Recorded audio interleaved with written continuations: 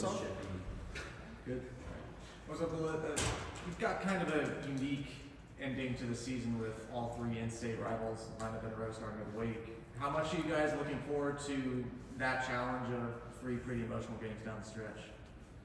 We're embracing that challenge as a team, but right now we just focus on Wake Forest and taking it one game at a time. We ain't looking at Duke or we ain't looking at NC State right now. We just focus on Wake Forest right now and taking it one game at a time. Noah?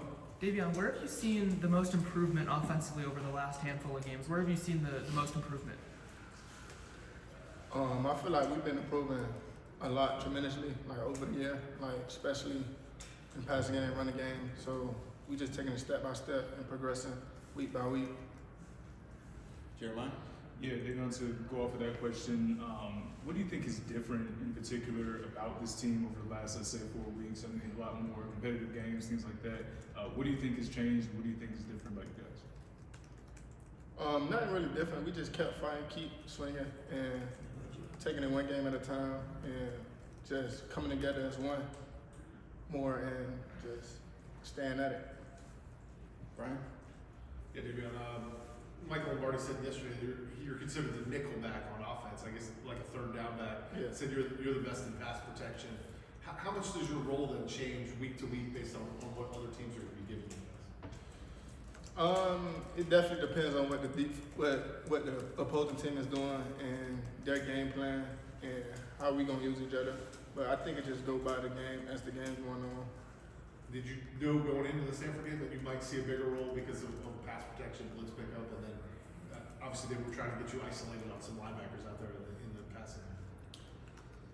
I was just ready for my moment right there, and it came. So Did you guys? I'm sorry.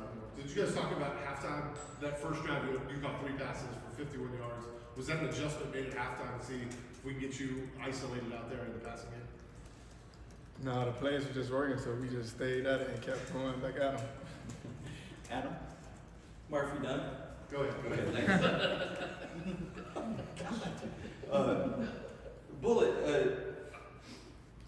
take us through the play of hurdling the guy. I mean, I think there was a guy you had to make miss as soon as you called it, which that looked a little tricky there, and then you hurdled the dude. Like, take us through that play if you can.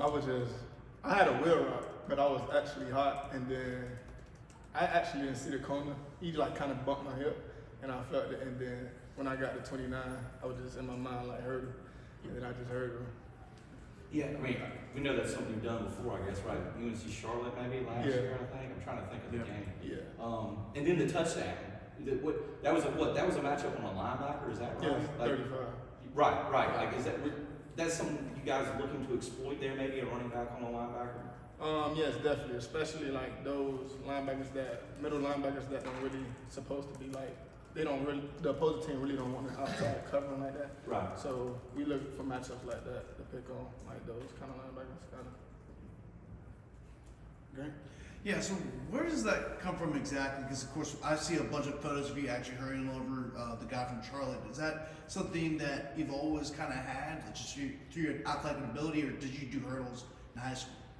No, I never did hurdles. I just tried it when I was like 12 years old in Little League, and I just been doing it ever since. Shelby? Yeah, I guess just kind of going away from it, but a lot of the players have spoken about just the importance of like Sunday night football, and I'm curious, like from your perspective as one of the guys that's maybe you're not competing but you're cheering on those younger players. What's been your favorite part about that session? My favorite part about that is seeing the younger guys, grow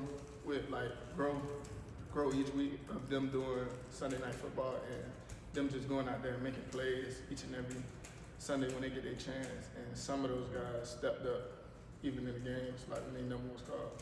Yeah, I guess just a quick follow. I mean, I know that Davion kind of like started showing those flashes for the rest of the Sunday night football basic periods. What stood out to him early on from your perspective?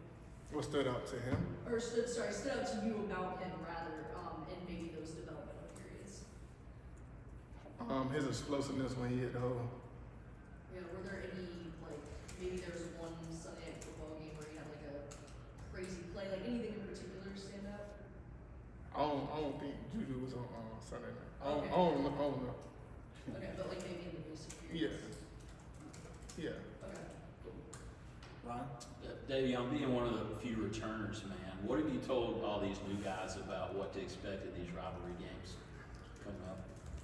They're gonna be hard fought games, and it don't matter what the record is between either team. It's just gonna be hard fought games, and the best team gonna win that week. How much is Bill talking about with coming into this final stretch here with all the state teams? He didn't really hit on it too much, but he just said like our last stretch is like in-state teams, and it's gonna be hard fought games. But right now we just focus on Wake Forest. Jeremiah? Yeah, Davion, for you guys, the running back room in particular, I mean, we've seen some games it's, DeMond's night, sometimes it's Benjamin Hall's night. The other day was your night. It was, kind of more so in the passing game. What do you think it is about this group of running backs that kind of allows for, maybe depending on what the matchup is, different guys are kind of more productive some weeks than others? I feel like all of us bring different abilities to the table, so whoever, I feel like we all just stay ready, and then when our number called, we all just make plays. So You talked about those different abilities. How do you think you guys kind of complement each other in that way, to where, obviously you talked about your pass block and the different things you do. You see how DeMond runs, you see how Hall runs. How do you think you guys kind of complement each other in that backfield? they go hand in hand, especially. They go hand in hand because I just go hand in hand. Adam, did you have one? Yeah, I did. Actually, right along the lines of what Jeremiah was saying, Bullet, is there a sense with the running backs that if you get hot during a game, they'll stay with you. The coaches will stay with you. You see what I'm saying? There have been games where you've had 2 carries, 3 carries. I think at Syracuse had 15 carries. Is that the sense that you get going into the game? If I get hot, they're going to keep feeding me, or is it something different? I won't say it's if we get hot, they'll keep feeding me. It just be like, you gotta have that stay ready mentality and go with the flow of the game. And when your numbers called, that you just gotta make plays, but that goes for the whole offense. Make plays, get yards, and we'll come out victorious. Yeah, and I guess along those lines, I'm sure Freddie is not saying, is your game plan all right, Bullet, you're getting 12 carries, DeMond, you're getting 10 carries. There's no sort of planning out how many carries or touches a guy is going to get. Yeah. Shelby? I know you're really close to Jordan. He was in here after the last game, kind of bragging on you a little bit. Tell me just from your perspective, what's impressed you the most about what he's been able to do, either on the field or from a leadership standpoint this season? His leadership grown tremendously, and what I've seen most from him is his hard work that he put in the spring and the summer, and it's paying off a lot this season. And just him being a student of the game. Yeah, I would imagine that, a lot of players have spoken about how everyone came together a lot after the Clemson game. What was Jordan's role maybe in that? What were some of the things that he was saying to you guys just when everything was kind of going on around him? Everybody was really saying that it wasn't what the opposing teams were doing, it was just self-inflicted wounds, so it wasn't really us focused on what other teams was doing to us. It was just us getting us back to what we know we was capable of, what we was saying in practice, and us just focus on the fundamentals and playing complementary football. Perfect. Good stuff, brother. We'll go ahead and get to